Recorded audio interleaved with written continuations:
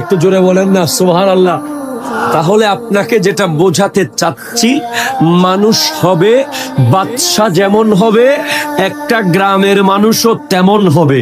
বাদশার নিয়ম যদি থাকে যে কেউ চুরি করলে হাত কেটে ফেলা হবে, নিয়ম যদি থাকে কেউ জেনা করলে তাকে পাথর মারা হবে, নিয়ম যদি থাকে কেউ কেউ র‍্যাপ করলে, ধর্ষণ করলে তাকে প্রকাশ্য ফাঁসি দেওয়া হবে, নিয়ম যদি থাকে কেউ মানুষ মারলে তাকে জুমার দিন স্টেডিয়ামের মাঝখানে এনে প্রকাশ্য ফাঁসির কাষ্ঠে ঝুলিয়ে দেওয়া হবে, অথবা প্রকাশ্য ওপেন গলা কেটে ফেলা হবে। এই নিয়ম যদি আজকে যে কোনো দেশের মধ্যে কার্যকর হয়, কালকে থেকে আপনি দরজা খুলে ঘুমাইতে পারবেন।